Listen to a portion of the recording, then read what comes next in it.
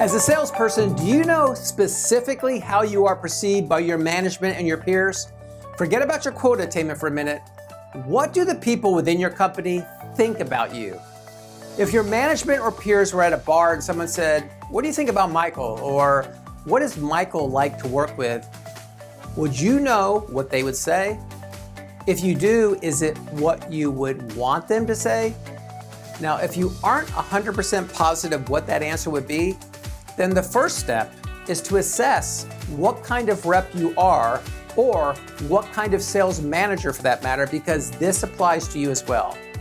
Now, there are 5 kinds of salespeople, and you can quickly figure out which one you are by how you react whenever you have a challenge or a problem. Now, the first type is the one whose first reaction is to run to their boss and say, "We've got a problem." Now, as a manager, there is nothing worse that someone can tell you.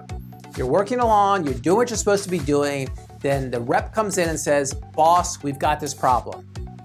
It's always the same reps, and as a manager, you always interpret this in 2 ways. First, you think to yourself, "Hey, I didn't have any problems until you just showed up with our problem." And the second thing you think is, "I bet this isn't that big a problem or even a problem at all.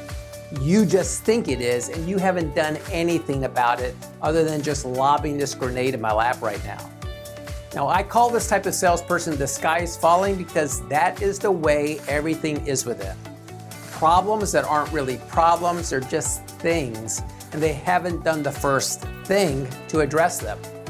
Now, you obviously don't want to be this type of salesperson, and odds are you aren't, because these salespeople usually don't do anything to improve themselves and wouldn't even be watching me right now. Now, the second group is just a little better than the first. They are the salespeople who have identified the problem is really a problem, not just an issue, but they aren't sure what to do. Now, if they've been around the company long enough, that is a problem in itself, because they should know what to do by now. Now, I interpret this as they don't take the initiative to fix the problem themselves, or maybe they are just really risk adverse and afraid of making a mistake. Either way, it isn't good for sales. The salesperson in the third group is the one who says, "I have this problem, I think I know what I have to do, but I just need some direction." Okay, now we're getting somewhere, because at least they're thinking.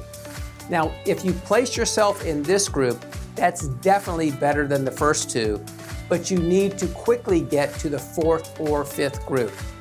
Now, people in group 4 are those who go to their management and say, "Hey, I have this problem."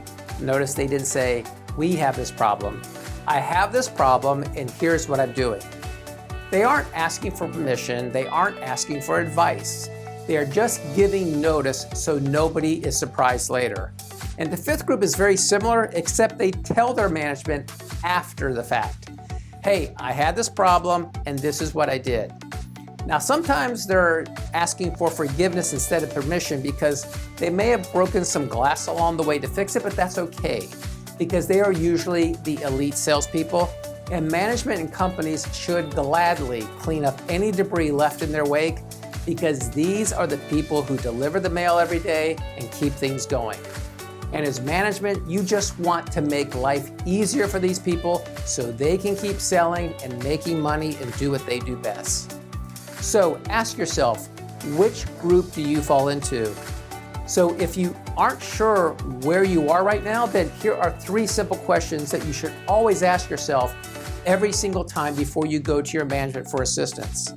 Number 1, is it really a problem? Is this really worth going to my management with this, and how I'm going to be perceived if I do? Number 2, what outcome am I looking for? What is the ideal or answer or solution that I'm hoping to achieve? And number 3, have I done everything possible to resolve this? Because if I think this is a problem worth pursuing and I know my ideal outcome, what have I done to address it? Now, you must start consciously looking at things this way if you want to improve at all your levels of selling, and if you want to be viewed by others in your company as someone who's really valuable and promotable. Now, here's something you can do to really make sure how you are perceived by management and instantly increase your status. Just go schedule a 10-minute meeting with your manager, or better yet, your manager's manager, and tell them you went through this exercise and ask for their assessment of you. Tell them how you rated yourself, and now you want to see if they perceive you the same way. Now, if the thought of doing that scares the crap out of you, then you really need to do it, because the outcome from doing it will be extremely valuable to you. There'll be no downside, I promise. Because your management is going to understand that you're looking to improve yourself. You're looking to be able to get better. And by soliciting that advice from them, you will instantly elevate yourself and promote yourself.